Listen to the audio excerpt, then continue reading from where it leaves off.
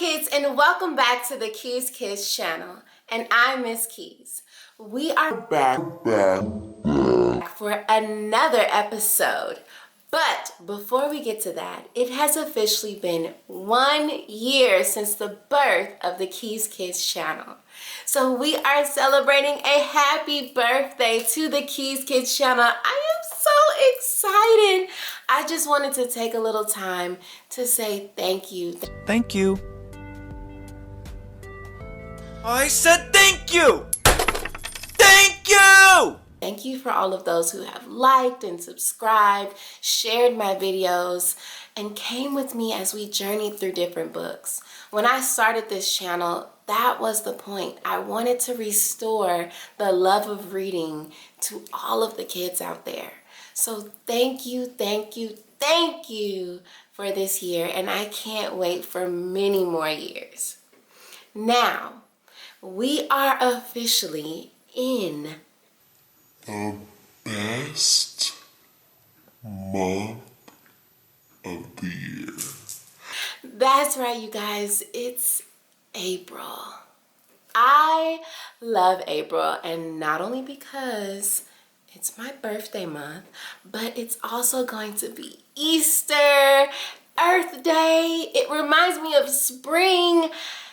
April is the best. And for April, we are going to be starting a brand new series. We are going to be starting the Bedtime Vibe series. Cue the vibes. The Bedtime Vibe series is just a series where you lay back, relax, and enjoy the journey that we are going to take into these different books. We are going to sit back and just enjoy the story we are going to be reading. Now, for the very first episode in our Bedtime Vibe series, we are going to be reading an Easter classic. Easter is coming up tomorrow, and so in honor of it, we are going to start the series with the story The Velveteen Rabbit by Margery Bianco and illustrated by Charles Santore. When I was a little girl, this was one of my favorite books to read around Easter. So I'm so excited to go ahead and share this with you guys. Now, with all of that said, are you guys ready to read? Well, then put on your reading hats and let's go.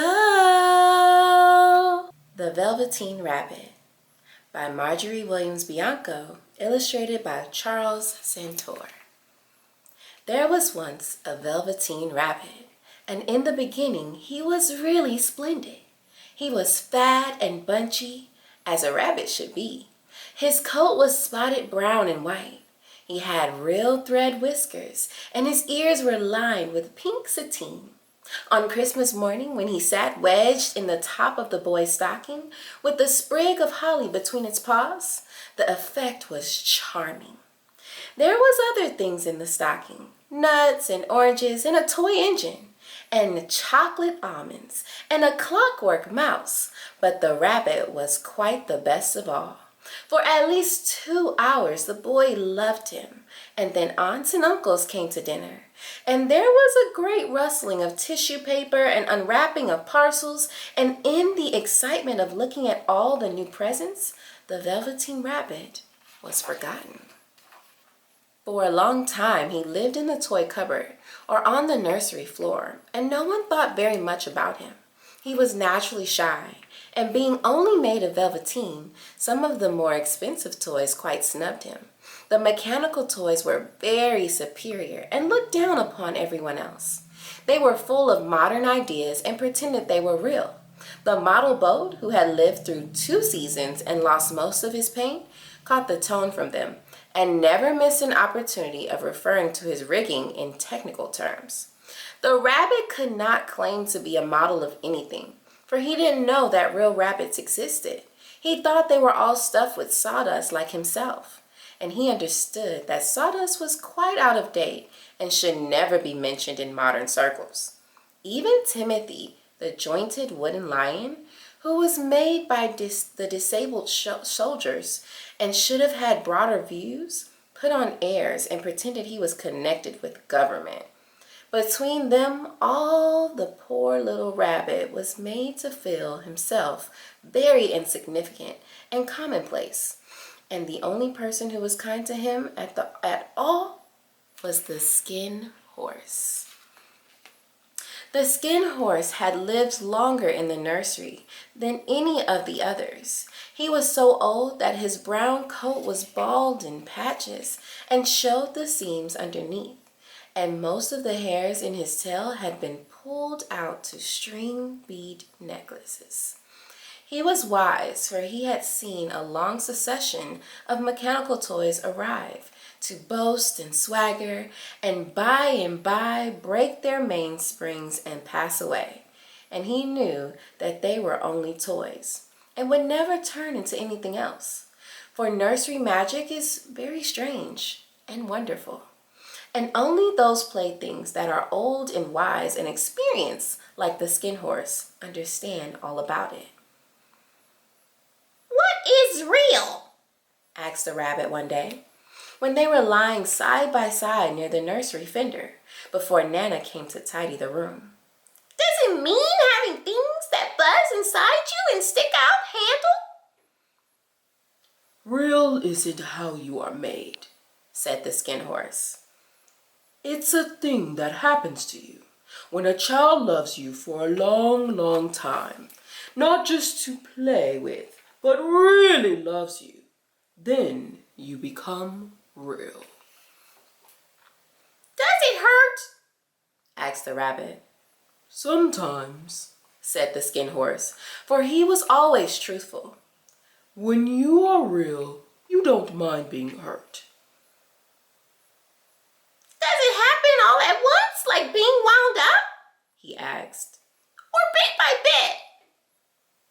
"It doesn't happen all at once," said the skin horse. "You become. It takes a long time. That's why it doesn't happen often to people who break easily, or have sharp edges, or who have to be carefully kept. Generally, by the time you are real, most of your hair has been loved off, and your eyes drop out, and you get loose in the joints and very shabby. But these things don't matter at all, because once you are real, you can't be ugly, except to people who don't understand." "I suppose you are real?" said the rabbit. And then he wished he had not said it, for he thought the skin horse might be sensitive. But the skin horse only smiled. "The boy's uncle made me real," he said. "That was a great many years ago. But once you are real, you cannot become unreal again. It lasts for always." The rabbit sighed. He thought it would be a long time before this magic could real happen to him. He longed to become real, to know what it felt like, and yet the idea of growing shabby and losing his eyes and whiskers was rather sad. He wished that he could become it without these uncomfortable things happening to him. There was a person called Nana who ruled the nursery. Sometimes she took no notice of the playthings lying about, and sometimes, for no reason whatever, she went swooping about like a great wind and hustled them away in cupboards. She called this tidying up. And the playthings all hated it, especially the 10 ones. The rabbit didn't mind it so much, for whenever he was thrown, he came down soft. One evening, when the boy was going to bed, he couldn't find the China dog that always slept with him. Nana was in a hurry, and it was too much trouble to hunt for the China dogs at bedtime. So she simply looked about her, and seeing that the toy cupboard door stood open, she made a swoop. "Here," she said, "take your old bunny. He'll do to sleep with you." And she dragged the rabbit out by one ear and put him into the boy's arms. That night, and for many nights after, the Velveteen rabbit slept in the boy's bed. At first, he found it rather uncomfortable, for the boy hugged him very tight, and sometimes he rolled over on him, and sometimes he pushed him so far under the pillow that the rabbit could scarcely breathe. And he missed, too, those long moonlight hours in the nursery when all the house was silent and his talks with the skin horse. But very soon, he grew to like it, for the boy talked to him and made nice tunnels for him under the bedclothes that he said were like the burrows the real rabbits lived in. And they had splendid games together, in whispers, when Nana had gone away to her supper and left the nightlight burning on the mantelpiece. And when the boy dropped off to sleep, the rabbit would snuggle down close under his little warm chin and dream, with the boy's hands clasped close around him all night long. And so time went on, and the little rabbit was very happy. So happy that he never noticed how his beautiful velveteen fur was getting shabbier and shabbier, and his tail was becoming unsewn, and all the pink rubbed off his nose where the boy had kissed him. Spring came, and they had long days in the garden, for wherever the boy went, the rabbit went too. He had rides in the wheelbarrow and picnics on the grass and lovely fairy huts built for him under the raspberry canes behind the flower border. And once, when the boy was called away suddenly to go out to tea, the rabbit was left out on the lawn until long after dusk. And Nana had to come and look for him with the candle because the boy couldn't go to sleep unless he was there. He was wet, though, with the dew and quite earthy from diving into the burrows the boy had made for him in the flower bed, and Nana grumbled as she rubbed him off with a corner of her apron. "You must have your old bunny," she said. "Fancy all that fuss for a toy." The boy sat up in bed and stretched out his hands. "Give me my bunny," he said. "You mustn't say that. He isn't a toy, he's real." When the little rabbit heard that, he was happy, for he knew that what the skin horse had said was true at last. The nursery magic had happened to him, and he was a toy no longer. He was real. The boy himself had said it. That night he was almost too happy to sleep. And so much love stirred in his little sawdust heart that it almost burst. And into his boot-button eyes that had long ago lost their polish, there came a look of wisdom and beauty, so that even Nana noticed it the next morning when she picked him up and said, "I declare, if that old bunny hasn't gotten quite a known expression." That was a wonderful summer. Near the house where they lived, there was a wood. That was a wonderful summer. Near the house where they lived, there was a wood. And in the long June evenings, the boy liked to go there after tea to play. He took the Velveteen Rabbit with him, and before he wandered off to pick flowers or play at brigands among the trees, he always made the rabbit a little nest somewhere among the bracken, where he would be quite cozy, for he was a kind-hearted little boy, and he liked Bunny to be comfortable. One evening, while the rabbit was lying there alone, watching the ants that ran to and fro between his velvet paws in the grass, he saw two strange beings creep out of the tall bracken near him. There were rabbits like himself, but quite furry and brand new. They must have been very well made, for their seams didn't show at all, and they changed shape in a strange way when they moved. One minute they were long and thin, and the next minute fat and bunchy, instead of always staying the same like he did. Their feet patted softly on the ground, and they crept quite close to him, twitching their nose, while the rabbit stared hard to see which side of the clockwork stuck out. For he knew that people who jump generally have something to wind them up. But he couldn't see it. They were evidently a new kind of rabbit altogether. They stared at him, and the little rabbit stared back, and all the time their nose twitched. Why don't you get up and play with us? One of them asked. I don't feel like it, said the rabbit, for he didn't want to explain that he had no clockwork. Oh, said the furry rabbit. It's as easy as anything. And he gave a big hop sideways and stood on his hind legs. I don't believe you can, he said. I can, said the little rabbit. I can jump higher than anything. He meant when the boy threw him, but of course he didn't want to say so. Can you hop on your hind legs? Asked the furry rabbit. That was a dreadful question, for the Velveteen rabbit had no hind legs at all. The back of him was made all in one piece, like a pincushion. He sat still in the bracken and hoped that the other rabbits wouldn't notice. I don't want to, he said again. But the wild rabbits had very sharp eyes, and this one stretched out his neck and looked. He hasn't got any hind legs, he called out. Fancy a rabbit without any hind legs. And he began to laugh. I have, cried the rabbit. I have got hind legs. I am sitting on them. Then stretch them out and show me like this, said the wild rabbit. And he began to roll around and dance till the little rabbit got quite dizzy. I don't like dancing, he said. I'd rather be sit still. But all the while he was longing to dance, for a funny new tickly feeling ran through him. And he felt he would give anything in the world to be able to jump about like these rabbits did.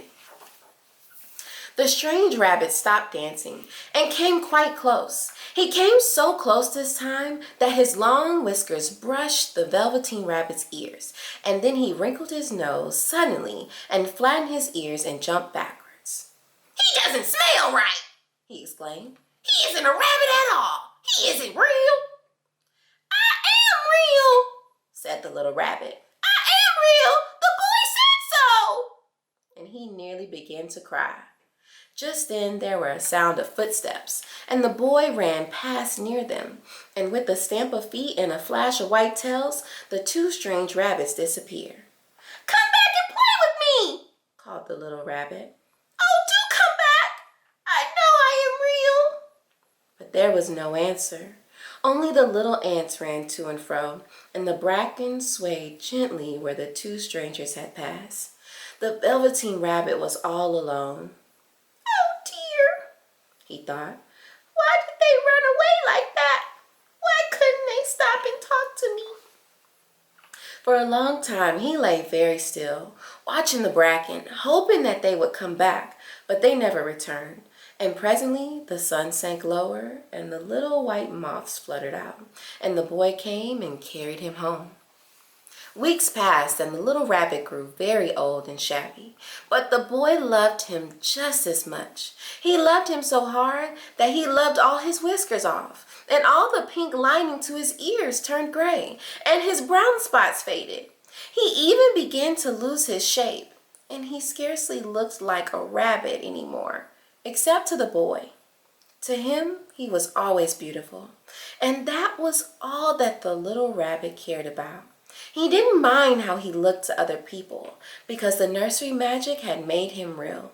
And when you are real, shabbiness doesn't matter. And then one day, the boy was ill. His face grew very flushed and he talked in his sleep. And his little body was so hot that it burned the rabbit when he held him close. Strange people came and went in the nursery, and a light burned all night, and through it all, the little Velveteen rabbit lay there, hidden from sight under the bedclothes. And he never stirred, for he was afraid that if they found him one might take him away, and he knew that the boy needed him. It was a long, weary time, for the boy was too ill to play. And the little rabbit found it rather dull with nothing to do all day long. But he snuggled down patiently and looked forward to the time when the boy should be well again. And they would go out in the garden amongst the flowers and the butterflies and play splendid games in the raspberry thicket like they used to. All sorts of delightful things he planned. And while the boy lay half asleep, he crept up close to the pillow and whispered them in his ear. And presently the fever turned, and the boy got better. He was able to sit up in bed and look at picture books while the rabbit cuddled close at his side. And one day, they let him get up and dress. It was a bright sunny morning, and the window stood wide open. They had carried the boy out onto the balcony, wrapped in a shawl, and the little rabbit lay tangled among the bedclothes thinking. The boy was going to the seaside tomorrow. Everything was arranged, and now it only remained to carry out the doctor's order. They talked about it all while the little rabbit lay under the bedclothes, with just his head peeping, and listened. The room was to be disinfected, and all the books and toys that the boy had played with in the bed must be burnt. "Hooray!" thought the little rabbit. "Tomorrow we shall go to the seaside." For the boy had often talked of the seaside, and he wanted very much to see the big waves coming in, and the tiny crabs and the sandcastle. Just then, Nana caught sight of him. "How about this old bunny?" she asked. "That," said the doctor, "why, it's a mass of scarlet fever germs. Burn it at once." "What? Nonsense! Get him a new one. He mustn't have that anymore." And so the little rabbit was put into a sack with the old picture books and a lot of rubbish and carried out to the end of the garden behind the fowl house. That was a fine place to make a bonfire, only the gardener was too busy just then to attend to it.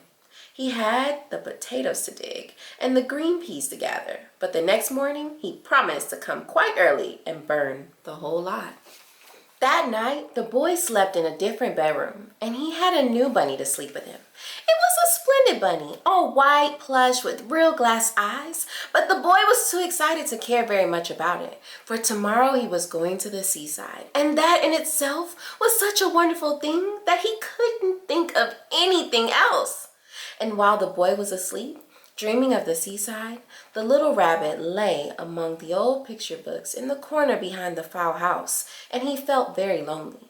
The sack had been left untied, and so by wriggling a bit, he was able to get his head through the opening and look out. He was shivering a little, for he had always been used to sleeping in a proper bed, and by the time his coat had worn so thin and threadbare from hugging that it was no longer any protection to him. Nearby, he could see the thicket of raspberry canes, growing tall and close like tropical jungle, in whose shadow he had played with the boy on bygone mornings. He thought of those long sunlit hours in the garden, how happy they were, and a great sadness came over him. He seemed to see them all pass before him, each morning more beautiful than the other. The fairy huts in the flower bed, the quiet evenings in the wood when he lay in the bracken and the little ants ran over his paws, the wonderful day when he first knew that he was real. He thought of the skin horse, so wise and gentle, and all that he had told him. Of what use was it to be loved and lose one's beauty and become real if it all ended like this?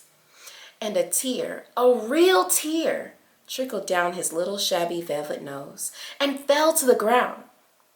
And then a strange thing happened, for where the tear had fallen, a flower grew out of the ground, a mysterious flower, not at all like any that grew in the garden.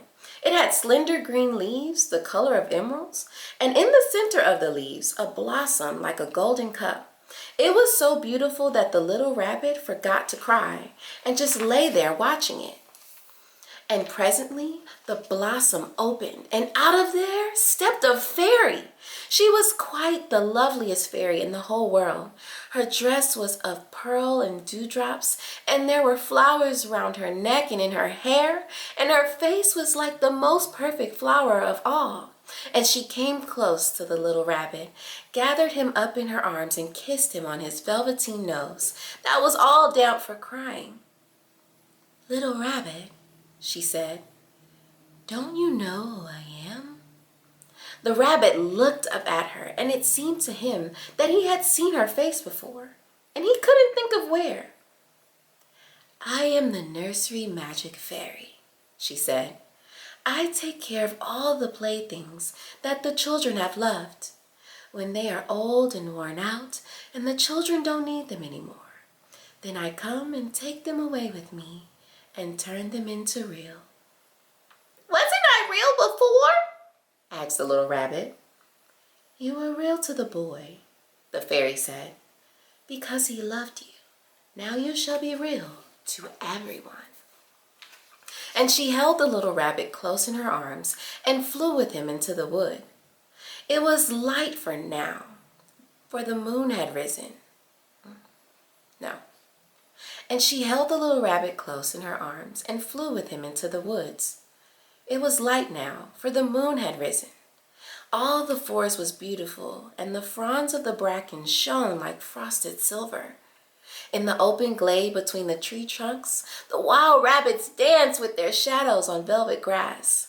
But when they saw the fairy, they stopped dancing and stood round in a ring to stare at her. I've brought you a new playfellow, the fairy said. You must be very kind to him and teach him all he needs to know in Rabbitland, for he is going to live with you forever and ever. And she kissed the little rabbit again and put him down on the grass. Run and play, little rabbit, she said. But the little rabbit sat quite still for a moment and never moved. For when he saw all the wild rabbits dancing around him, he suddenly remembered about his hind legs, and he didn't want them to see that he was made all in one piece. He did not know that when the fairy kissed him, that the last time she changed him altogether. And he might have sat there a long time, too shy to move, if just then something hadn't tickled his nose. And before he thought what he was doing, he lifted his hind toe to scratch it. And he found that he actually had hind legs. Instead of dingy velveteen, he had brown fur, soft and shiny. His ears twitched by themselves, and his whiskers were so long that they brushed the grass. He gave one leap, and the joy of using those hind legs was so great that he went springing about the turf on them, jumping sideways and whirling round as others did. He grew so excited that when the last step, he did not stop to look, for the fairy had gone. He was a real rabbit at last, at home with the other rabbits. Autumn passed, and winter, and in the spring, when the days grew warm and sunny, the boy went out to play in the woods behind the house. And while he was playing, 2 rabbits crept out from the bracken and peeped at him. One of them was brown all over, but the other had strange markings under his fur, as though long ago he had been spotted, and the spots still showed through. And about his little soft nose and his round black eyes, there was something familiar, so that the boy thought to himself, why, he looks just like my old bunny that was lost when I had scarlet fever. But he never knew that it really was his own bunny, come back to look at the child who had first helped him to be real. The end. What a phenomenal book to start our Bedtime Vibe series. I'm so glad you were able to join me as we read The Velveteen Rabbit and we took a journey in this rabbit's world. I hope that you were able to sit back, relax, and just enjoy the story.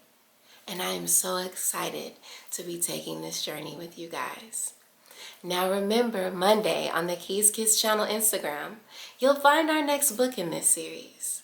And then Saturday, right here on the Keys Kids channel YouTube, you'll find me reading to you. Please don't forget to go like, subscribe, and share with everyone you know. Leave me a comment below of any books you would like to read or would like me to read. Also, tell me about your favorite books. I would love to chat with you. Other than that, you guys, it's time to go. But no worries, because I'm going to see you guys next week on the Keys Kids channel. Bye. Right here. Click me.